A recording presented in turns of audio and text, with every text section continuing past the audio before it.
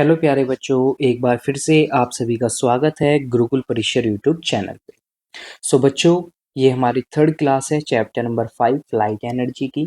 और हमने last class के अंदर हमने स्फेरिकल मिरर्स को स्टडी किया था और टर्म्स को स्टडी किया था related to the spherical mirrors. I hope वो आपको अच्छे से क्लियर हो गई थी। नाउ चलिए अब हम मूव करते हैं नेक्स्ट टॉपिक पे और अब हम पढ़ते हैं यहाँ पे यूजेस ऑफ स्फेरिकल मिरर्स। तो स्फेरिकल मिरर्स यानी कि कॉनकेव और कॉन्वेक्स मिरर को हम कहाँ कहाँ पे यूज कर सकते हैं। तो सबसे फर्स्ट हम बात करते हैं यहाँ पे कॉनकेव मिरर्स की। तो कॉनकेव मिरर्स को हम कहाँ कहाँ पे यूज करेंगे। तो सबसे फर्स्ट है हमारे पास यहाँ पे concave mirrors are used in headlights of motor vehicles, torches and in lighthouses to produce parallel beam of light. तो अब देखिए, आप सभी को मालूम है कि जो कॉनकेव मिरर होता है ना, कन्वर्जिंग मिरर होता है, यानी कि वो सभी लाइट रेज को एक पॉइंट पे फोकस कर देता है।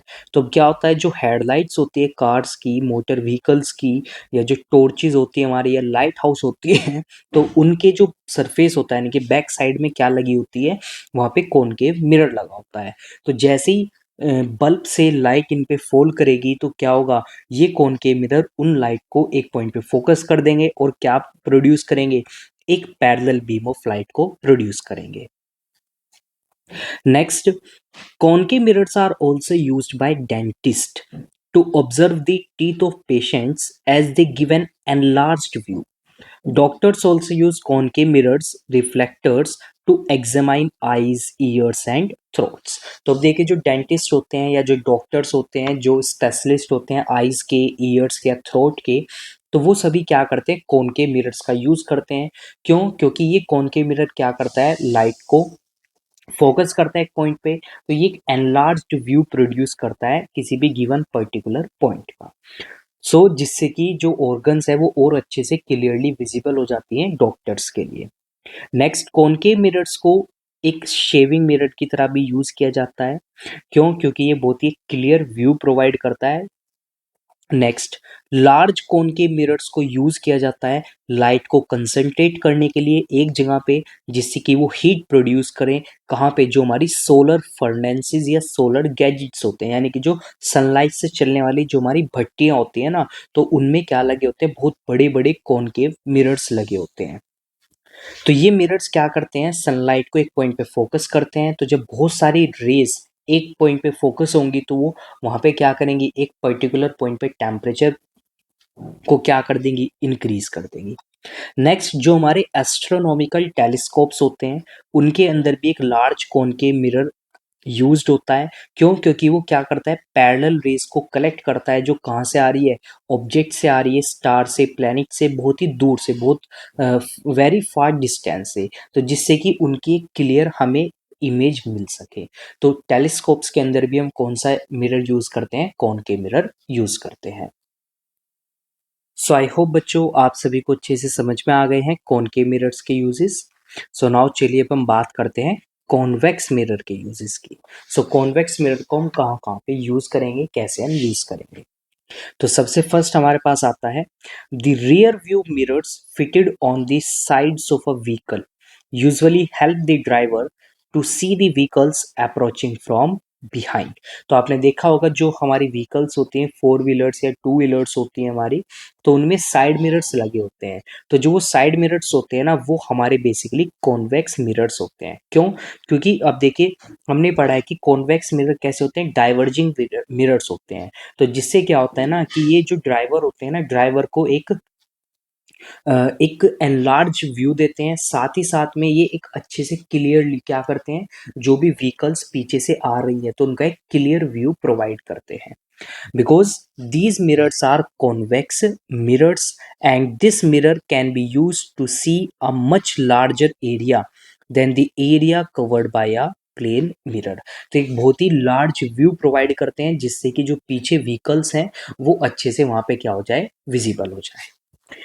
Next, in shopping complexes and large shops, to keep an eye on customers, shoplifters, if any, they are also called anti theft mirrors. तो जो हमारे शॉपिंग कॉम्प्लेक्सेस होते हैं या ज्वेलरी शॉप्स होती हैं, तो आपने देखा होगा उनके अंदर क्या लगे होते हैं, ये मिरर्स लगे होते हैं। क्यों?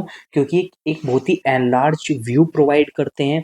तो जिससे कि ये क्या करते हैं, बाहर जो भी एरिया है हमारा, बाहर क्या हो रहा है सराउंडिंग में, तो उसको ये बहुत ही अच्छे से क्लियरली क्या करते हैं, शो करते हैं। तो जिससे कि अगर वहाँ पे कोई थीफ है जो कोई सामान अगर चोरी करना चाहता है, तो उसका वहाँ पे मिरर्स के थ्रू इजीली पता चल जाता है।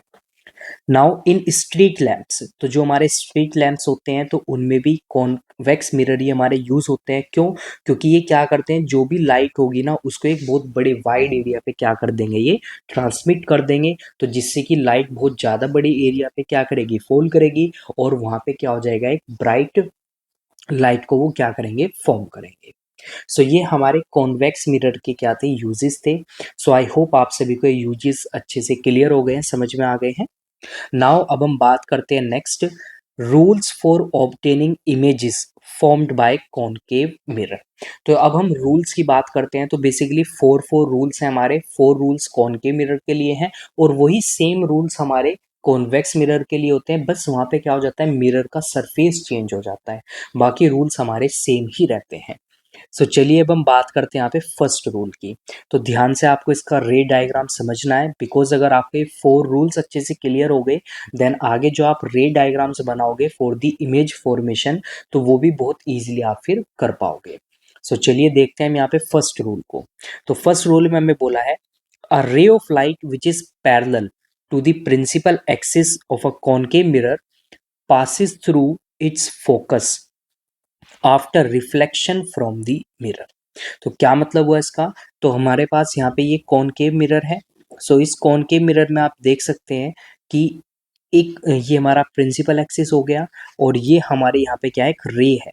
तो ये रे पैरेलल आ रही है प्रिंसिपल एक्सिस के, यानी कि प्रिंसिपल एक्सिस को कभी भी ये कट नहीं करेगी। लेकिन जैसे ये मिरर के सरफेस से स्ट्राइक करती है, उससे टकराती है, तो ये बैंड हो जाएगी, और बैंड होके ये हमेशा कहाँ से पास होके जाएगी, ये हमेशा फोकस से पास होके जाएगी। यानी कि अगर कोई भी लाइट की रे प्रिंसिपल एक्सिस के क्या आ रही है, पैरेलल आ रही है, तो रिफ्लेक्शन के बाद वो कौन से पॉइंट से पास होके जाएगी, फोकस से पास होके जाएगी। एंड आप सभी को पता है फोकस कहाँ पे होगा, फोकस हमारा सेंटर ऑफ कर्वेचर और पोल के बिल्कुल मिड में प्रेजेंट होता है। सो आई होप आपको फर्स्ट रूल अच्छे से क्लियर हो गया, समझ में आ गया है। नाउ चलिए अब हम बात करते हैं सेकंड रूल की। तो सेकंड रूल में हमें बोला है, a ray of light passing through the centre of curvature of a concave mirror is reflected back along the same path because it strikes the mirror normally और perpendicularly. तो अगर suppose करो कोई light की रे सेंटर ऑफ कर्वेचर से पास होके आ रही है, यानी कि इंसिडेंट लाइट रे, तो रिफ्लेक्शन के बाद वो सेम पाथ से क्या होके आएगी, वो वापस आ जाएगी, बाउंस बैक कर जाएगी। क्यों? क्योंकि अब ये किस एंगल से जाके हिट करेगी मिरर को, ये 90 डिग्री के एंगल से जाके हिट करेगी। और आपको याद रखना है, अगर कोई इंसिडेंट रे 90 एंगल पे जाके हिट कर रही है, चाहे वो हमारा कॉनकेव मिरर हो, कॉन्वेक्स मिरर हो, या प्लेन मिरर हो, तो बिल्कुल सेम पाथ से क्या आ जाएगी, वो वापस आ जाएगी। तो ये हमारा सेकंड रूल होता है। नाउ थर्ड रूल हमें बोला है, a ray of light passing through the focus of a concave mirror becomes parallel to the principal axis after reflection. तो अब बोला है कि सपोज एक लाइट की रे आ रही है, वो फोकस से होके पास होती है, और फिर जाके वो मिरर को स्ट्राइक करती है। तो जैसे ही वो स्ट्राइक करेगी, तो रिफ्लेक्शन के बाद वो क्या हो जाएगी, वो हो जाएगी पैरेलल प्रिंसिपल एक्सिस के। यानी कि ये रूल क्या है, बिल्कुल रिवर्स केस है किसका, हमारे फर्स्ट रूल का। फर्स्ट रूल में क्या था, फर्स्ट रूल में था हमारा कि पैरेलल आएगी, रिफ्लेक्शन के बाद फोकस से जाएगी। अब यहाँ पे फोकस से आएगी, और रिफ्लेक्शन के बाद वो क्या हो जाएगी, वो पैरेलल हो जाएगी। तो ये हमारा थर्ड रूल था यहाँ पे। नाउ अब हम बात करते हैं फोर्थ रूल की।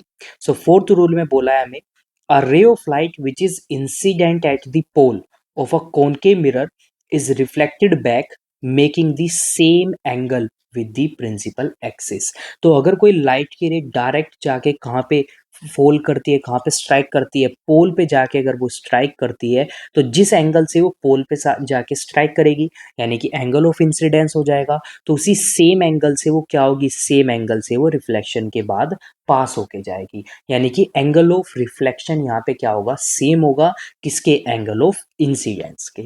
सो आई होप बच्चों आपको अच्छे से 4 रूल समझ में आ गए हैं, रे डायग्राम्स इनके। सो चलिए अब हम इन 4 रूल्स के बेसिस पे क्या पढ़ते हैं, formation of different types of images bye a concave mirror. तो कॉनकेव मिरर कैसे डिफरेंट टाइप्स की इमेजेस बनाएगा जब हम ऑब्जेक्ट को डिफरेंट डिफरेंट लोकेशंस पे रखेंगे, प्लेस करेंगे। तो सबसे फर्स्ट लोकेशन है हमारी, अगर हम ऑब्जेक्ट को कहाँ पे रखते हैं, between the pole and the focus, pole और फोकस के बीच में रखते हैं।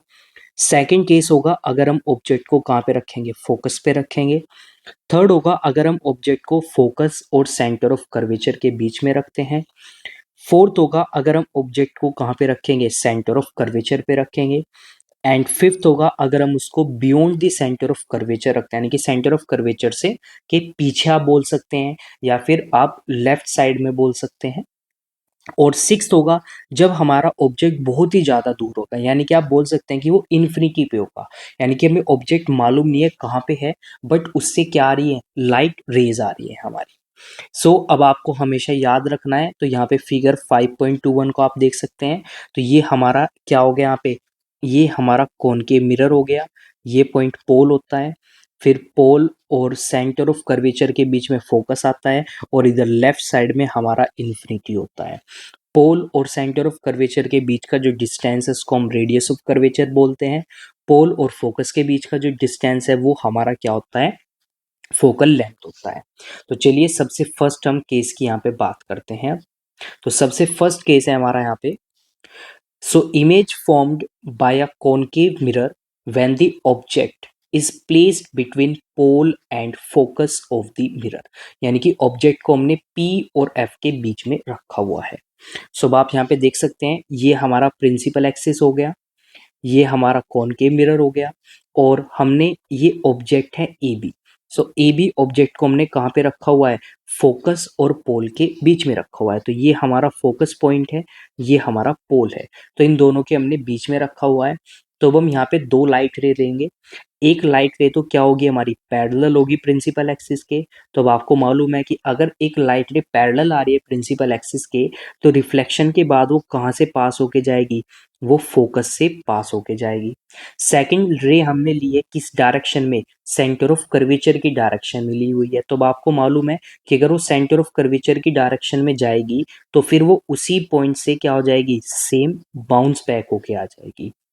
बट अब इस केस में आप देख सकते हैं कि लाइट रे ना ये एक्चुअल में कहीं पे भी मीट नहीं कर रही है। अब देखिए इमेज फॉर्म तो हमारी इधर होगी, यहाँ पे आप देख सकते हैं ये आई दी हुई है। सो आई का मतलब है कि यहाँ पे हम ऑब्जेक्ट की इमेज देखेंगे, यहाँ से देखेंगे हम इमेज। बट ये लाइट रे आप देख सकते हैं ये एक दूसरे से दूर होती जा रही है, यानी कि कभी भी एक दूसरे को इंटरसेक्ट नहीं करेंगी। बट इमेज तो हमेशा कब बनती है, जब लाइट रे एक दूसरे को इंटरसेक्ट करती है रिफ्लेक्शन होने के बाद में। बट इस केस में नहीं कर रही हैं। बट अगर मैं इन लाइट रेज को क्या करता हूँ, मैं बैक साइड में ड्रॉ करता हूँ, रिफ्लेक्टेड रे ऑफ लाइट को अगर मैं बैक साइड में ड्रॉ करता हूँ, तो आप देख सकते हैं कि ये जाके एक पॉइंट पे एक दूसरे को इंटरसेक्ट कर रही हैं। तो इसका मतलब क्या हुआ, इसका मतलब ये हुआ कि जो हमारे यहाँ पे इमेज बनेगी ना, वो मिरर के कहाँ पे बनेगी, बिहाइंड बनेगी, बैक साइड में बनेगी। तो ये हमारी इमेज बन गई यहाँ पे ऑब्जेक्ट की ए डैश बी डैश।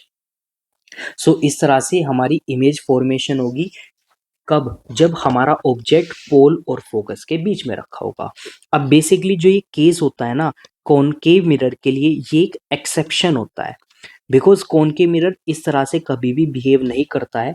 वो कब बिहेव करेगा ऐसे, जब ऑब्जेक्ट हम पोल और फोकस के बीच में रखेंगे। अब हम बात करते हैं कैरेक्टरिस्टिक्स की, यानी कि जो इमेज बनेगी ना, इमेज के क्या क्या कैरेक्टरिस्टिक फीचर होंगे। तो सबसे पहला हो गया कि इमेज कहाँ पे बनेगी, बिहाइंड द मिरर बनेगी। तो जैसा आप देख सकते हैं यहाँ पे मिरर के पीछे बन रही है, बैक साइड में बन रही है। अब जो ये इमेज होगी ना, ये वर्चुअल और इरेक्ट होगी। अब वर्चुअल का क्या मीनिंग होता है, तो वर्चुअल इमेजेस हमारी वो इमेज होती हैं जो कब बनती है, जब लाइट रे रिफ्लेक्शन के बाद एक्चुअल में नहीं मिलती हैं। वो कैसे होती हैं, वो अपीयर्स टू मीट करती हैं। तो जैसा मैंने आपको लास्ट क्लास के अंदर बताया था कॉन्वेक्स मिरर के अंदर, कि कॉन्वेक्स मिरर में बेसिकली लाइट रे एक्चुअल में नहीं मिलती हैं, बट ऐसा लगता है कि जैसे वो मिल रही हैं। तो यानी कि इस केस में ना ये कॉनकेव मिरर किस तरह बिहेव कर रहा है, कॉन्वेक्स मिरर की तरह बिहेव कर रहा है। सो वर्चुअल का मीनिंग आपको समझ में आ गया। तो वर्चुअल इमेजेस हमारी वो इमेज होंगी जो कब बनेगी, जब लाइट रे रिफ्लेक्शन के बाद एक्चुअल में कभी नहीं मिलेगी, वो ऐसा लगेगा कि वो मिल रही है। सेकंड पॉइंट होता है वर्चुअल इमेज हमारी वो इमेज होती है जिनको हम स्क्रीन पे नहीं ले सकते हैं, यानी कि उनको हम सिर्फ देख सकते हैं, बट उनको हम एक तरह से सेव नहीं कर सकते हैं। इरेक्ट का मतलब होता है कि वो कैसी होंगी, ये बिल्कुल स्ट्रेट होंगी, सीधी होंगी। कैसी होंगी इमेज हमारी, बिल्कुल सीधी होंगी, स्ट्रेट होंगी। नेक्स्ट थर्ड आता है हमारा लार्जर देन दी ऑब्जेक्ट। अब ऑब्जेक्ट आप देख सकते हैं, ऑब्जेक्ट का साइज कितना है और इमेज का साइज कितना है। तो इमेज जो है ना वो ऑब्जेक्ट से बड़ी है साइज में, तो हम बोलेंगे कि ये लार्जर देन दी ऑब्जेक्ट है, या आप बोलोगे कि ये क्या है, मैग्नीफाइड है हमारी। इस तरह से हमारा क्या होता है, फर्स्ट केस होता है image formation by a concave mirror. I hope बच्चों आपको फर्स्ट केस अच्छे से समझ में आ गया, क्लियर हो गया है। नाउ चलिए अब हम मूव करते हैं सेकंड केस पे। तो सेकंड केस में अब की बार हमने ऑब्जेक्ट को कहाँ पे रखा हुआ है, ऑब्जेक्ट को अब की बार हमने फोकस पे रखा हुआ है। कॉनकेव मिरर के कहाँ पे है, वो फोकस पे है, यानी कि वो एफ पे है। तो ये हमारा प्रिंसिपल एक्सिस हो गई, ये हमारा कॉनकेव मिरर हो गया, और ये ऑब्जेक्ट अब की बार कहाँ पे रखा हुआ है, हमने फोकस पे रखा हुआ है। तो ये ए बी हमारा ऑब्जेक्ट है फोकस पे, ये हमारा यहाँ पे क्या हो गया, पोल हो गया। अब हम यहाँ पे अगेन दो लाइट रे लेंगे। एक लाइट रे तो जो होगी वो पैरेलल होगी प्रिंसिपल एक्सिस के। तो अब आपको मालूम है कि अगर वो पैरेलल है तो रिफ्लेक्शन रिफ्लेक्ट होने के बाद वो कहाँ से जाएगी, वो हमारी फोकस से होके जाएगी। और एक लाइट रे हम किस डायरेक्शन में लेंगे, एक लाइट रे देंगे हम सेंटर ऑफ कर्वेचर की डायरेक्शन में। तो आपको पता है अगर सेंटर ऑफ कर्वेचर की डायरेक्शन में है तो जिस पाथ से वो आई है उसी पाथ को वो वापस चली जाएगी रिफ्लेक्शन होने के बाद में। इस तरह से हमारा क्या होगा, इमेज फॉर्मेशन होगा। अब यहाँ पे जो इमेज है, अब आप देख सकते हैं ये एक्स एंड वाई ये दोनों हमारी रिफ्लेक्टेड रे हैं। तो ये रिफ्लेक्टेड रे आप देख सकते हैं ये एक दूसरे के क्या हैं, ये एक दूसरे के पैरेलल हैं यहाँ पे। अब पैरेलल का मीनिंग क्या होता है, पैरेलल का मीनिंग है कि वो कभी भी क्या नहीं करेंगी, मीट नहीं करेंगी। बट बेसिकली हम इनको प्रॉपर पैरेलल नहीं बोलेंगे, सिंपली हम बोल देंगे कि ये लाइट रे मूव करेंगी, लेकिन ये जाके कहाँ पे मिलेंगी, ये जाके कहाँ पे मिलेंगी, इन्फिनिटी पे मिलेगी। यानी कि हमें मालूम नहीं है कहाँ पे जाके मिलेंगी, बट हाँ हम कंफर्म है कि ये एक दूसरे को जरूर इंटरसेक्ट करेंगी। नाउ अब हम बात करते हैं यहाँ पे कैरेक्टरिस्टिक्स की। तो क्या क्या कैरेक्टरिस्टिक होंगे इमेज के, तो फर्स्ट है इमेज कहाँ पे जाके बनेगी, इन्फिनिटी पे बनेगी, यानी कि हमें कोई प्रॉपर लोकेशन मालूम नहीं होगी कहाँ पे बनेगी इमेज। सेकंड होगा कि जो इमेज है ना वो रियल और इन्वर्टेड होगी।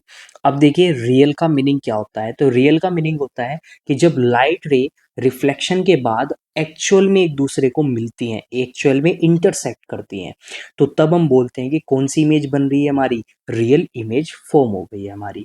या सेकंड हम बोल सकते हैं कि रियल इमेजेस हमारी वो इमेज होती है जिनको हम स्क्रीन पे ले सकते हैं।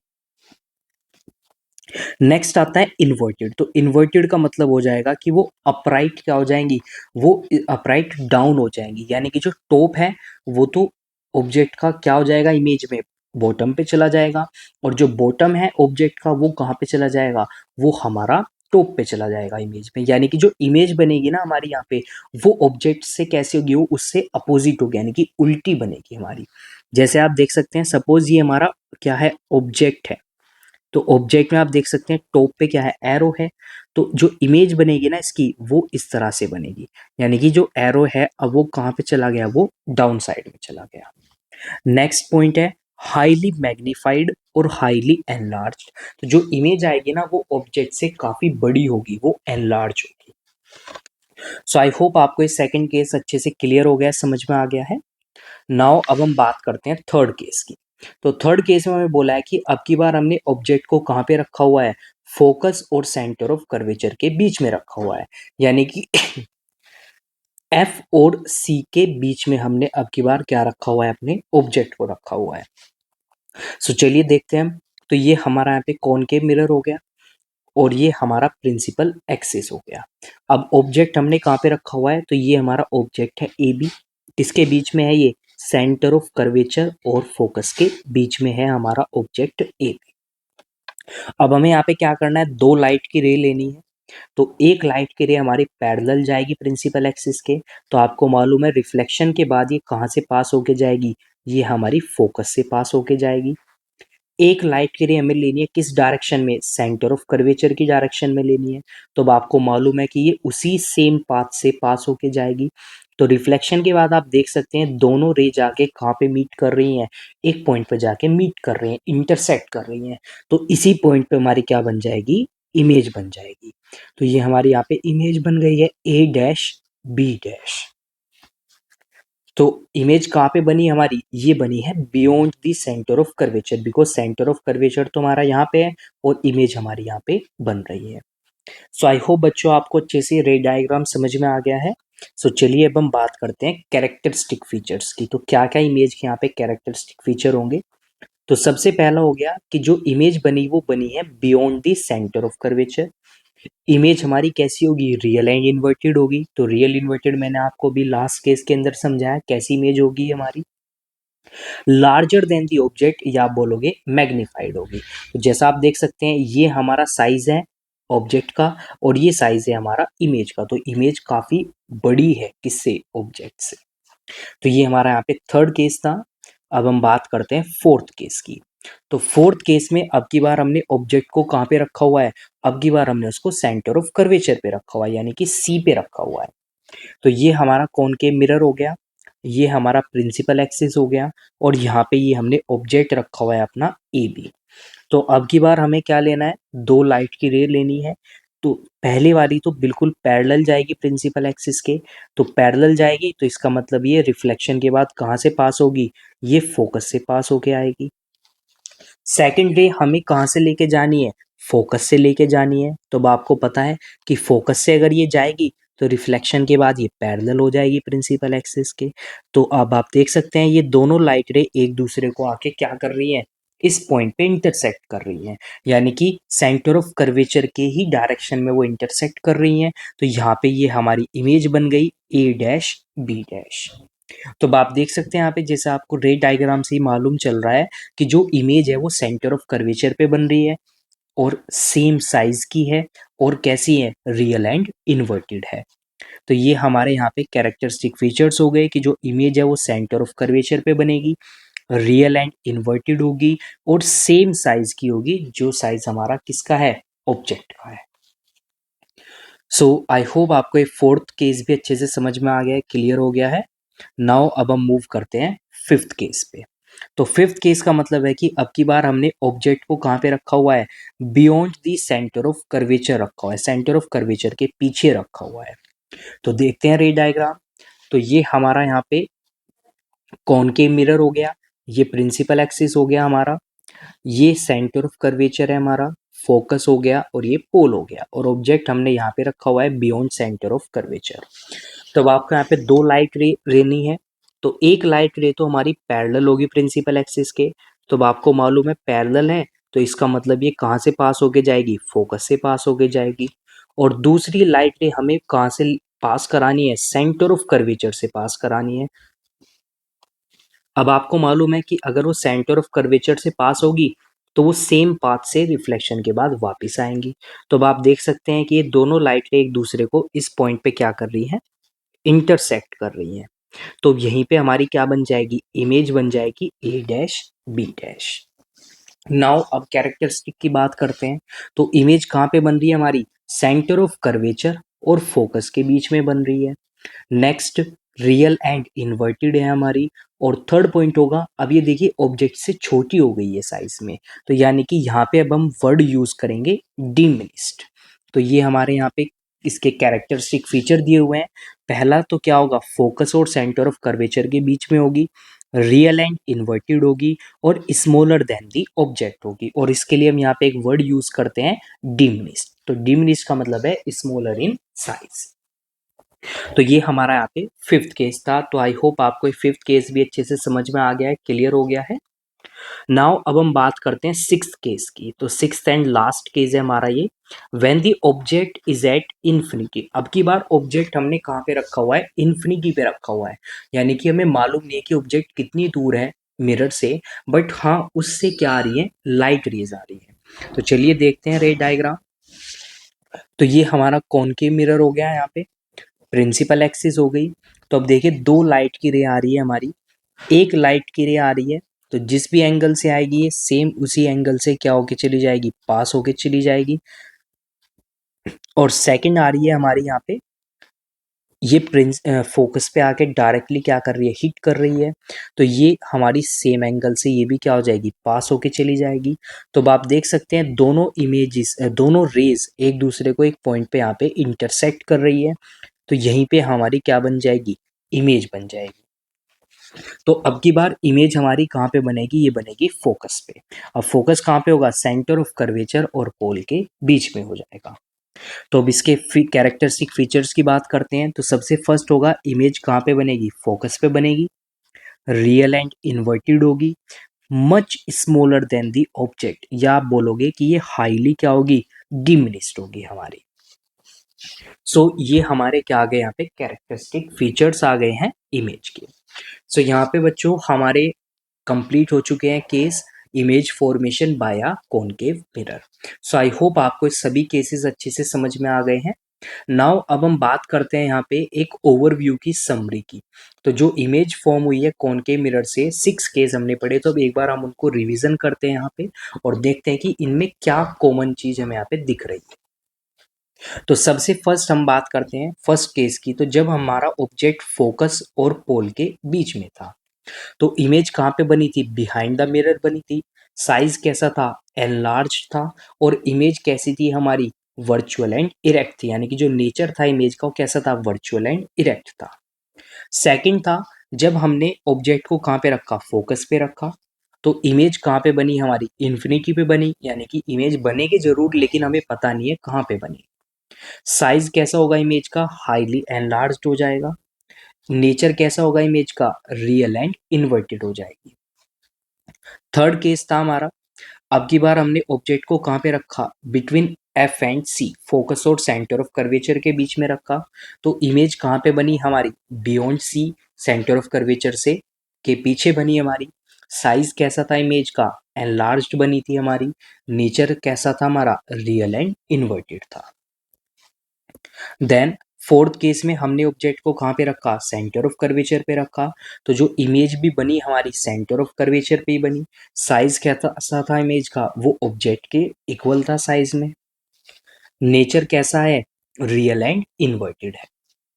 नेक्स्ट फिफ्थ केस, तो हमने अब की बार ऑब्जेक्ट को कहाँ पे रखा, बियॉन्ड सेंटर ऑफ कर्वेचर रखा, तो इमेज कहाँ पे बनी हमारी, between F and C, focus और सेंटर ऑफ कर्वेचर के बीच में बनी। साइज कैसा हो गया हमारा, डिमिनिश्ड हो गया। कैसा नेचर आया इमेज का, रियल एंड इन्वर्टेड आया। नाउ अब लास्ट केस में, ऑब्जेक्ट कहाँ पे हमारा, इन्फिनिटी पे है, हमें मालूम नहीं ऑब्जेक्ट कहाँ पे है बट उससे लाइट रेज आ रही है।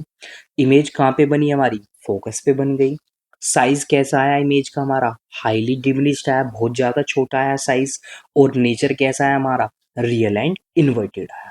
तो अब आप इन सब चीज़ों में कॉमन चीज़ क्या देख सकते हैं, कि सिर्फ एक ही केस में जो हमारी नेचर है ना इमेज का, वो वर्चुअल एंड इरेक्ट है। बाकी सब केस में वो कैसा है हमारा, रियल एंड इन्वर्टेड है। तो आप कॉमनली यहाँ पे क्या बोल सकते हैं, कि जो कॉनकेव मिरर है ना वो हमेशा कैसी इमेज बनाएगा, रियल एंड इन्वर्टेड इमेज बनाएगा, एक्सेप्ट वन केस, एक केस को छोड़ के। कब, जब हमारा ऑब्जेक्ट कहाँ पे होगा, फोकस और पोल के बीच में होगा। तो अगर ऑब्जेक्ट फोकस और पोल के बीच में है, तो हमारा जो कॉनकेव मिरर है वो वर्चुअल और इरेक्ट इमेज बनाएगा। बाकी अदर केसेस में बाकी ऑब्जेक्ट हम कहीं पे भी रख लें, इमेज हमेशा कैसी होगी, रियल एंड इन्वर्टेड होगी। सो आई होप बच्चों आप सभी को ये रूल्स अच्छे से क्लियर हो गए हैं, समझ में आ गए हैं। नाउ चलिए अब हम बात करते हैं rules for obtaining images formed by convex mirror. तो कॉन्वेक्स मिरर से कैसे इमेज फॉर्म होती है, चलिए अब हम उन रूल्स को यहाँ पे पढ़ते हैं। तो सबसे फर्स्ट रूल आता है हमारा, तो ये रूल्स हमारे बिल्कुल सेम होंगे जो हमने कॉनकेव मिरर के केस में पढ़े थे। तो सबसे फर्स्ट रूल हमारा वही आ गया कि ये हमारा कॉन्वेक्स मिरर है, प्रिंसिपल एक्सिस हो गया। सो एक लाइट की रे पैरेलल आई प्रिंसिपल एक्सिस के, तो पैरेलल होने के बाद वो कहाँ पे जाएगी, रिफ्लेक्शन के बाद वो पोल पे फोकस पे जाके क्या करेगी, वो पॉइंट करेगी। बट आपको मालूम है कि जो कॉन्वेक्स मिरर होते हैं ना, वो हमारे डाइवर्जिंग मिरर होते हैं। तो ये उस लाइट रे को क्या करेगा, बाहर की तरफ डाइवर्ज कर देगा। बट अगर मैं इस रिफ्रैक्टेड रे को, अगर मैं क्या करता हूँ, अगर मैं यहाँ पे इसको मैं बैक साइड में ड्रॉ करता हूँ, तो ये कहाँ पे आके मीट करेगी, फोकस पे आके मीट करेगी। तो यानी कि ये फर्स्ट केस जो हमारा कॉनकेव मिरर में था ना, बिल्कुल उसी का ही क्या है, ये सेम केस है हमारा। नेक्स्ट केस आता है, अगर हमारा लाइट रे सेंटर ऑफ कर्वेचर की डायरेक्शन में आ रही है, किस डायरेक्शन में आ रही है, सेंटर ऑफ कर्वेचर की डायरेक्शन में आ रही है, तो रिफ्लेक्शन होने के बाद वो उसी पाथ से वापस जाएगी।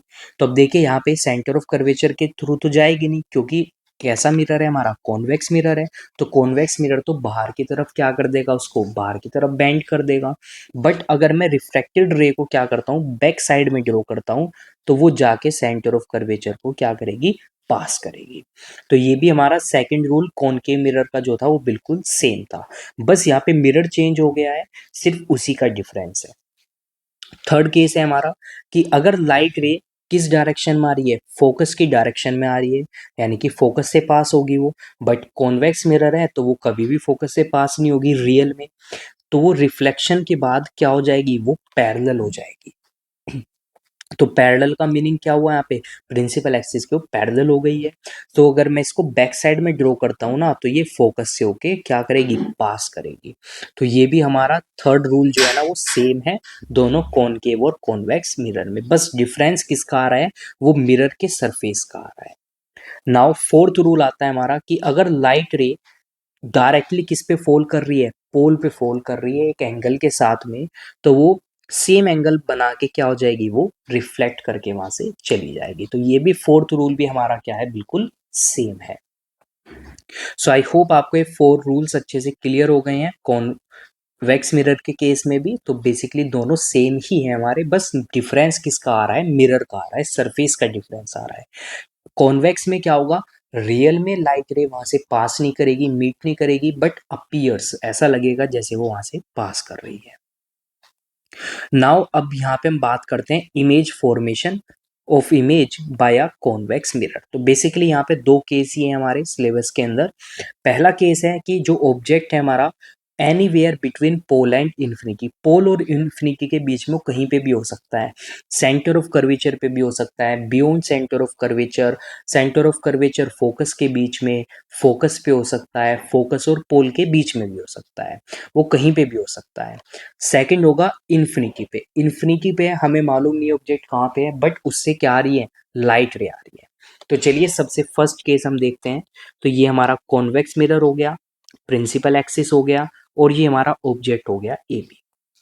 तो हमने यहाँ पे दो लाइट की रे ली, एक लाइट की रे पैरेलल है प्रिंसिपल एक्सिस के। तो अब आपको मालूम है पैरेलल है तो वो फोकस से होके पास होगी, बट यहाँ पे एक्चुअल में तो पास नहीं होगी, वो ऐसा लगेगा कि उससे पास हो रही है। सेकंड अब लेंगे सेंटर ऑफ कर्वेचर की डायरेक्शन में, तो जिस डायरेक्शन से आई है, जिस पाथ से ये आई है, उसी पाथ पे ये वापस रिफ्लेक्ट होके चली जाएगी। तो ये हमारा यहाँ पे रे डायग्राम हो गया इस रूल के लिए। अब हम बात करते हैं यहाँ पे कैरेक्टरिस्टिक फीचर्स की। तो क्या कैरेक्टरिस्टिक फीचर होंगे, तो आप देख सकते हैं कि जो ये रे है, ये दोनों रे अपीयर्स टू मीट कर रही हैं एक पॉइंट पे, और यहीं पे हमारी इमेज बनेगी ए डैश बी डैश। तो अब ये कहाँ पे बन रही है, ये हमारा पोल है और ये हमारा यहाँ पे फोकस है, यानी कि फोकस और पोल के बीच में ये हमारी इमेज बन रही है। तो यहाँ पे फर्स्ट कैरेक्टरिस्टिक आता है कि बिहाइंड द मिरर, मिरर के पीछे बनेगी, पोल और फोकस के बीच में होगी। सेकंड केस क्या आएगा, वर्चुअल एंड इरेक्ट होगी। अब आपको याद रखना है हमेशा कि अगर कोई इमेज बिहाइंड द मिरर बन रही है तो वो हमेशा कैसी होगी, वर्चुअल और इरेक्ट होगी, चाहे आपका मिरर कोई भी हो, कॉनकेव हो या कॉन्वेक्स हो। अगर बिहाइंड द मिरर इमेज बनेगी तो वो हमेशा वर्चुअल एंड इरेक्ट होगी। नेक्स्ट डिमिनिश्ड, डिमिनिश्ड का मतलब हो गया स्मॉलर इन साइज। तो जैसा आप यहाँ पे देख सकते हैं रे डायग्राम में भी, तो जो साइज है ना इमेज का, देखिए कितना छोटा है, किसके कंपैरिजन में, ऑब्जेक्ट के कंपैरिजन में। सो ये फर्स्ट केस था हमारा। अब हम सेकंड केस की बात करते हैं। जब हमारा इमेज जब ऑब्जेक्ट हमारा कहाँ पे होगा, इन्फिनिटी पे होगा। तो ये हमारा प्रिंसिपल एक्सिस हो गया कॉन्वेक्स मिरर का। तो एक रे हमारी आ रही है इस तरह से, तो एक एंगल से आएगी, वो रिफ्लेक्शन होने के बाद वो पास हो जाएगी, यानी कि सेंटर ऑफ कर्वेचर की डायरेक्शन में आ रही थी हमारी ये। नेक्स्ट हमारा डायरेक्ट कहाँ पे जाके वो हिट कर रही है, पोल पे जाके हिट कर रही है, तो सेम एंगल से वो पास होके चली जाएगी। तो जब मैं इन दोनों रेस को ना बैक साइड में ड्रॉ करूंगा, तो ये दोनों ऐसा लगेगा कि ये एक पॉइंट पे आके एक दूसरे को मीट कर रही है। तो यहीं पे हमारा क्या बन जाएगी, इमेज बन जाएगी। तो ये इमेज अब की बार बन रही है हमारी कहाँ पे, फोकस पे। तो कैरेक्टरिस्टिक की बात करते हैं। तो अगेन इमेज कहाँ पे बनेगी, बिहाइंड द मिरर बनेगी। कैसी होगी, बिहाइंड द मिरर कहाँ पे बनेगी, फोकस पे बनेगी। वर्चुअल एंड इरेक्ट होगी और हाईली डिमिनिश्ड होगी, यानी कि बहुत ज्यादा छोटी हो जाएगी, किससे, ऑब्जेक्ट से। तो ये हमारे 3 यहाँ पे क्या आ गए, कैरेक्टरिस्टिक फीचर्स आ गए। सो आई होप बच्चों आपको अच्छे से समझ में आ गई है ये रे डायग्राम्स। नाउ अब हम बात करते हैं यहाँ पे समरी की। तो 2 केस थे हमारे पास यहाँ पे। तो फर्स्ट केस हमारा था जब हमने ऑब्जेक्ट को कहाँ पे रखा था, पोल और इन्फिनिटी के बीच में रखा था। तो इमेज कहाँ पे बनी थी हमारी, बिहाइंड द मिरर, पोल और फोकस के बीच में बनी थी। डिमनिश थी, बहुत छोटा साइज था उसका, और नेचर कैसा था, वर्चुअल एंड इरेक्ट था। सेकंड केस हमने पढ़ा कि जब हमने ऑब्जेक्ट को कहाँ पे रखा, इन्फिनिटी पे रखा, यानी कि ऑब्जेक्ट रखा है कहीं पे, हमें मालूम नहीं है कहाँ पे है वो। इमेज कहाँ पे बनी, बिहाइंड द मिरर बनी, और कहाँ पे बनेगी, फोकस पे बनेगी। साइज जो है वो हाईली डिमिनिश्ड हो जाएगा, बहुत ज़्यादा छोटा हो जाएगा। नेचर अगेन क्या रहेगा हमारा, वर्चुअल एंड इरेक्ट रहेगा। तो ये 2 केस थे हमारे यहाँ पे कॉन्वेक्स मिरर के अंदर। सो आई होप बच्चों आपको अच्छे से क्लियर हो गए हैं, समझ में आ गए हैं पॉइंट्स। नाउ आफ्टर दैट हमें यहाँ पे क्वेश्चंस दिए हुए हैं, टेस्ट योर अंडरस्टैंडिंग। तो अगेन हमें यहाँ पे true and false statement find करनी है। सो चलिए देखते हैं क्वेश्चन को। तो सबसे फर्स्ट क्वेश्चन है हमारा यहाँ पे, the geometrical centre of a spherical mirror is called focus. तो जो ज्योमेट्रिकल सेंटर होता है स्पेरिकल मिरर का, क्या हम उसको फोकस बोलते हैं? सो नहीं, हम उसको क्या बोलते थे, सेंटर ऑफ कर्वेचर। यानी कि फर्स्ट स्टेटमेंट हमारी क्या हो गई यहाँ पे, फॉल्स हो गई है। सेकंड स्टेटमेंट, अ concave mirror always produces virtual images. जो कॉनकेव मिरर होता है हमारा, क्या वो हमेशा वर्चुअल इमेज बनाएगा? सो नहीं, हमने पीछे भी 6 केस पढ़े हैं, तो वो सिर्फ एक ही केस में क्या कर रहा है, वर्चुअल इमेज बना रहा है। बाकी 5 केस में क्या बना रहा है, वो रियल इमेज बना रहा है। तो यानी कि ये स्टेटमेंट भी हमारी क्या हो गई है, फॉल्स हो गई है। नाउ अब एक और पॉइंट आपको हमेशा याद रखना है कि अगर हमारी इमेज कैसी है, रियल है, तो रियल है तो इसका मतलब वो हमेशा कैसी होगी, वो हमेशा इन्वर्टेड होगी। और अगर इमेज कैसी है हमारी, वर्चुअल है, तो वर्चुअल है इसका मतलब वो हमेशा कैसी होगी, इरेक्ट होगी। तो ये यहाँ पे इनका कॉम्बिनेशन चलता है, तो इस कॉम्बिनेशन को आपको हमेशा याद रखना है। हो सकता है आपसे फिलिप्स में पूछ लिया जाए कि जो इमेज है हमारी वो रियल है, तो बताओ और क्या होगी वो, तो इसका मतलब वो इन्वर्टेड होगी। वर्चुअल है तो इसका मतलब वो इरेक्ट हो जाएगी। नाउ थर्ड देखते हैं स्टेटमेंट हम, the mirror that has silvered concave surface is called concave mirror. So जिस मिरर में सिल्वर्ड कॉनकेव सरफेस होता है, क्या हम उसको कॉनकेव मिरर बोलते हैं? सो यस, उसको हम क्या बोलते हैं, कॉनकेव मिरर बोलते हैं। तो ये स्टेटमेंट हमारी क्या हो गई यहाँ पे, ट्रू हो गई है। Next, principal axis is an imaginary line that passes through the center of curvature and pole of the spherical mirror. So yes, जो प्रिंसिपल एक्सिस है ना, एक्चुअली वो एक इमेजिनरी लाइन होती है, वो रियल में कभी भी एग्जिस्ट नहीं करती है। वो सिर्फ हम किस लिए ड्रॉ करते हैं, ताकि हमें पॉइंट्स का मालूम चल जाए, पोल कहाँ पे होगा, फोकस कहाँ पे होगा, सेंटर ऑफ कर्वेचर कहाँ पे होगा, ऑब्जेक्ट को कहाँ पे प्लेस करेंगे हम, इमेज कहाँ पे बनेगी। तो वो तो एक तरह से बेस का वर्क करता है। रियल में ये हमारी एक इमेजिनरी लाइन होती है। सो ये स्टेटमेंट भी हमारी क्या हो गई है, ट्रू हो गई है। नाउ फिफ्थ स्टेटमेंट आती है हमारी, the distance between pole and centre of curvature is called the focal length. So जो डिस्टेंस होगा हमारा किसके बीच में, पोल और सेंटर ऑफ कर्वेचर के बीच में, क्या हम उसको फोकल लेंथ बोलते हैं? सो नहीं, उसको हम रेडियस ऑफ कर्वेचर बोलते हैं। सो ये स्टेटमेंट हमारी क्या हो गई यहाँ पे, फॉल्स हो गई है। नाउ नेक्स्ट स्टेटमेंट, सो यहाँ पे सिक्स स्टेटमेंट भी आपको गिवन है। सो ये सिक्स स्टेटमेंट पे हमें बोला है, if an object is placed in between centre of curvature and focus in front of a concave mirror the image is formed beyond C. So हमारे पास एक कॉनकेव मिरर है और हमने क्या किया, उस ऑब्जेक्ट को कहाँ पे रखा हुआ है, सेंटर ऑफ कर्वेचर और फोकस के बीच में रखा हुआ है। तो क्या इमेज हमेशा हमारी बियॉन्ड सी बनेगी? सो यस, हमेशा वो कहाँ पे बनती है, बियॉन्ड सी बनती है, यानी कि ये स्टेटमेंट भी हमारी क्या हो गई है, ट्रू हो गई है। सो आई होप बच्चों आपको ये क्वेश्चंस स्टेटमेंट्स अच्छे से समझ में आ गई है, क्लियर हो गई है। सो चलिए बच्चों, आज की क्लास को हम यहीं तक रखते हैं। नेक्स्ट टॉपिक हम real and virtual images, already मैं आपको एक्सप्लेन कर चुका हूँ, बट एक बार और मैं यहाँ पे बुक के पॉइंट ऑफ व्यू से आपको एक्सप्लेन करूंगा। सो बच्चों, अगर आपको क्लास अच्छी लगी, सभी टॉपिक्स आपको अच्छे से क्लियर हो गए हैं, समझ में आ गए हैं, देन प्लीज़ क्लास को लाइक कीजिए, शेयर कीजिए अपने फ्रेंड्स के साथ में, कमेंट कीजिए एंड चैनल को सब्सक्राइब कीजिए। So thank you students for joining this class. We will meet in the next class.